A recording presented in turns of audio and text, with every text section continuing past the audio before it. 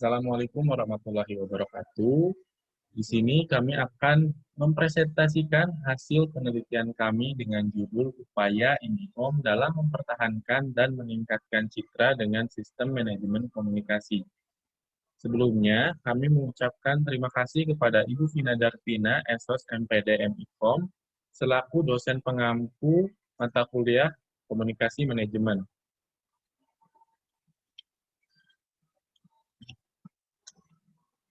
Anggota kelompok kami terdiri dari Suherman, Muhammad Fadli Maulana Kusmayadi, dan Harto Sudibyo. Untuk materi pertama akan disampaikan oleh saya sendiri, yaitu tentang sejarah dan profil IndiHome. Yang pertama, profil IndiHome. IndiHome atau Indonesia Digital Home adalah salah satu produk layanan dari PT Telekomunikasi Indonesia yang berupa paket layanan komunikasi dan data seperti telepon rumah, internet, dan layanan televisi interaktif. Tak hanya itu, IndiHome juga memiliki beberapa fitur tambahan seperti IndiHome View, Melon, dan Trend Micro Internet Security. Untuk sejarah, IndiHome adalah produk dari PT Telekomunikasi Indonesia yang diluncurkan pada tahun 2015. IndiHome ini awalnya bernama Speedy dan berada di bawah pelayanan Speedy. Speedy telah dihentikan oleh Telkom selaku induk perusahaan sejak awal tahun 2015 dan Telkom mengubahnya menjadi IndiHome, serta semua pelanggan lama yang dari Speedy dipindahkan ke layanan ini. IndiHome resmi diluncurkan pada tahun 2015. IndiHome juga merupakan salah satu program dari proyek utama Telkom, Indonesia Digital Network 2015. Dalam penyelenggaraannya, Telkom menggandeng sejumlah pengembang teknologi telekomunikasi untuk membangun rumah berkonsep digital. Selanjutnya yaitu visi misi IndiHome. Untuk visi, menjadi perusahaan yang unggul dalam penyelenggaraan telecommunication, information, media, entertainment, dan service atau disingkat TIMES di kawasan regional. Sedangkan untuk misi, yaitu menyediakan layanan TIMES yang berkualitas tinggi dengan harga yang kompetitif, serta menjadi model pengelolaan korporasi terbaik di Indonesia. Visi dan misi ini ditetapkan berdasarkan keputusan Komisaris PT Telekomunikasi Indonesia pada tanggal 30 Mei 2020. Untuk materi selanjutnya akan disampaikan oleh rekan saya, Harto. Oke, terima kasih kepada Kang Fadli yang sudah mempersediakan saya untuk memaparkan materi tentang public relation. Nah, public relation ini terdiri dari dua kata. Yang pertama adalah public dan juga relation. Nah, public berarti adalah sekumpulan orang, baik terdiri dari jumlah yang kecil ataupun jumlah yang besar, dan juga relation artinya adalah suatu hubungan. Nah, public relation ini memiliki fungsi manajemen khusus yang membantu dan juga saling memelihara jalur komunikasi, penerimaan pengertian, dan juga kerjasama antara organisasi dan juga publik. Nah, menurut Frank Jeffkins, public relation adalah bentuk komunikasi yang terencana, baik itu ke dalam maupun keluar, antara suatu organisasi dengan semua halayaknya dalam rangka mencapai tujuan-tujuan spesifik yang berlandaskan pada saling pengertian.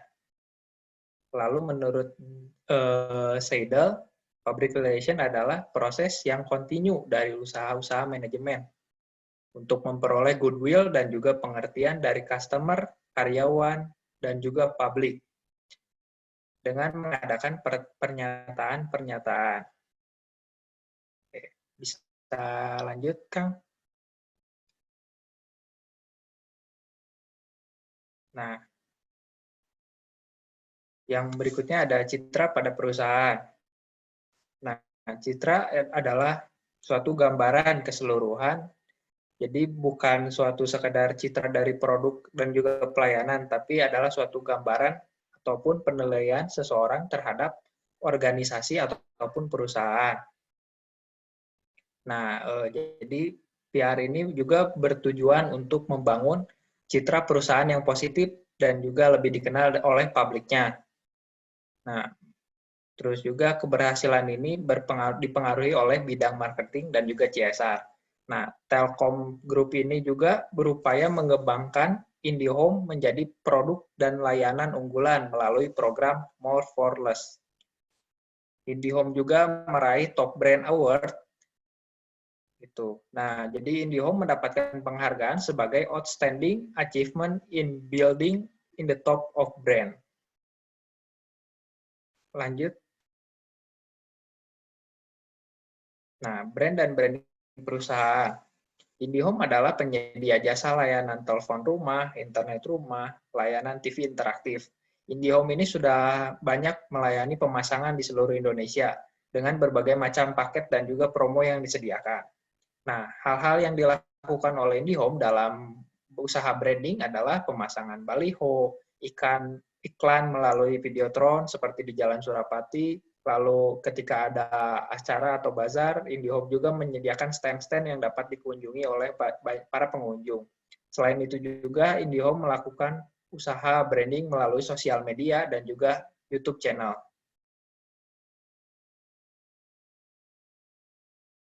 Fungsi corporate communication dalam corporate branding yaitu adalah sejalan dengan keterbukaan dalam segala aspek dan juga organisasi yang dituntut oleh masyarakat luas. Banyaknya perusahaan internasional yang menugaskan divisi komunikasi dan divisi public relation untuk melaksanakan fungsi komunikasi korporasi di Indonesia. Nah, istilah PR atau public relation ini dipahami oleh masyarakat Indonesia sebagai humas atau hubungan masyarakat.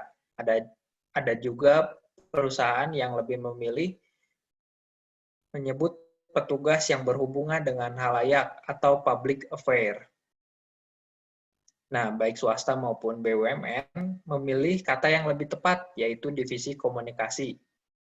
Agar divisi komunikasi dapat berjalan dengan baik, strategi komunikasi korporasi disiapkan oleh pemimpin. Strategi komunikasi secara fundamental mengikuti pengertian strategi merek, yaitu dengan tujuan jangka panjang yang ingin dicapai. Dan juga ada logo IndiHome. Nah, arti yang pertama dari logo IndiHome adalah rumah, yang berarti penyedia jasa layanan internet di rumah seperti Wi-Fi, telepon, TV nirkabel. Lalu ada lingkaran, berarti adalah kelengkapan produk dan juga kelayanan, yaitu Times.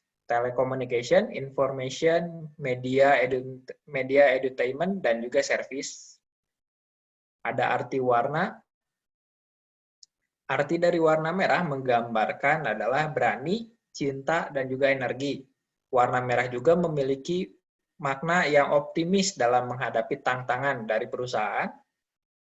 Warna putih berarti suci dan juga damai, yang mencerminkan arti untuk memberikan yang terbaik bagi bangsa. Lalu yang terakhir ada warna abu-abu, merepresentasikan adalah transisi teknologi. Ya, mangga saya berikan kesempatan berikutnya kepada Kang Herman.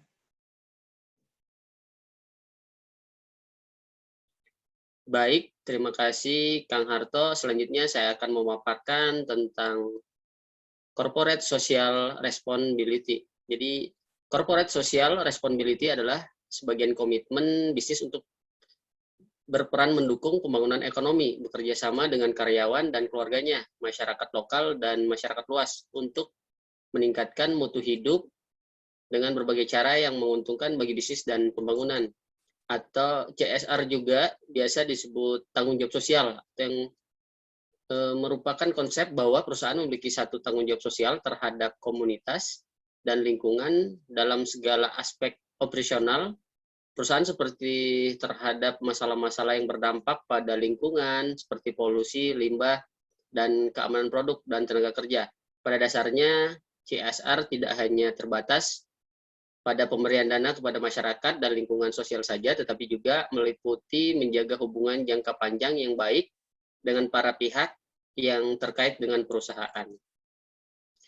Adapun upaya IndiHome untuk meningkatkan citra dengan melakukan kegiatan-kegiatan seperti menyerahkan donasi pelanggan untuk masyarakat NTT melalui Kementerian Sosial RI, kemudian menyerahkan 300 paket sembako senilai 537 juta kepada masyarakat terdampak COVID-19 melalui program donasi berbagi berkah, kemudian wujudkan pemerataan akses internet dengan menyelenggarakan IndiHome Wonderful Papua, dan masih banyak lagi. Next. Media partner adalah kerjasama sebuah lembaga atau penyelenggara acara dengan media untuk menyebarluaskan informasi. Jadi agar kerjasama yang terjalin antara penyelenggara event dengan media dengan baik, antara televisi, radio, dan media cetak harus saling menguntungkan. Bagi penyelenggara event, bekerja sama dengan media dapat dengan mudah mendapatkan kredibilitas di mata publik dan masyarakat luas. Dengan begitu, event perusahaan akan dilihat berkualitas dan layak dikunjungi. Adapun hal-hal yang harus diperhatikan ketika memilih media partner. Yang pertama, memilih media partner yang sesuai dengan tema acara, menyiapkan anggaran yang bijak, membuat proposal kerjasama sebaik mungkin, kemudian menyiapkan MOU. Dan adapun aplikasi sistem manajemen komunikasi, terdapat beberapa bentuk atau model struktur. Ini bertujuan untuk mengetahui sejauh mana tingkat efektivitas dan pengelolaan organisasi atau perusahaan. Pada penelitian ini, peneliti menemukan bahwa model atau bentuk yang digunakan dalam IndiHome adalah model organisasi of smart.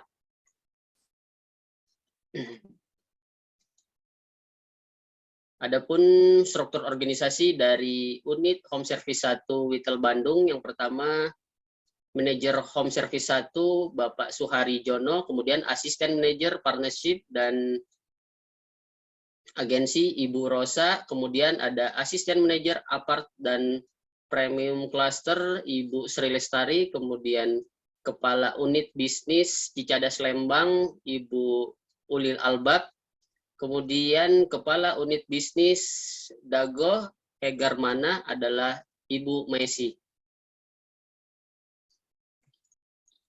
Dalam struktur tersebut menunjukkan bahwa General Manager atau GM bertanggung jawab terhadap beberapa posisi jabatan. Dalam hal ini, General Manager aktif di semua bagian atau departemen, seperti bagian penjualan, program, bahkan teknis atau engineering. Dalam hal ini, GM bertanggung jawab terhadap semua aspek kegiatan di perusahaan menjalankan fungsi-fungsi manajemen.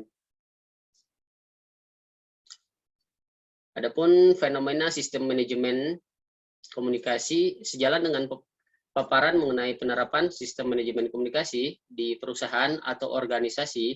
Perusahaan adalah sebuah gambar ideal, namun dalam praktiknya mengelola perusahaan atau organisasi yang efisien dan tepat sasaran bukanlah hal yang mudah dilakukan. Oleh sebab itu, sebelum melakukan kegiatan pengelolaan perusahaan atau organisasi, manajer dan karyawan sebaiknya memahami beberapa hal yang menjadi inti dari sistem manajemen komunikasi. Yang pertama, manajemen komunikasi. Yang kedua, mekanisme kerja. Dan yang ketiga, pendekatan sistem. Kemudian yang terakhir atau yang keempat itu konsistensi dan komunikasi.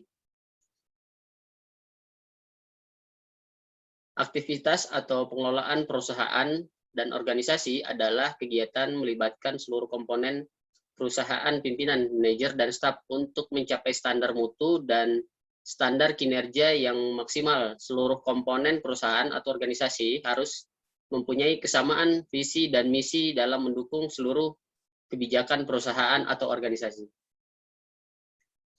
Baik, selanjutnya saya kembalikan kepada Kang Fadli.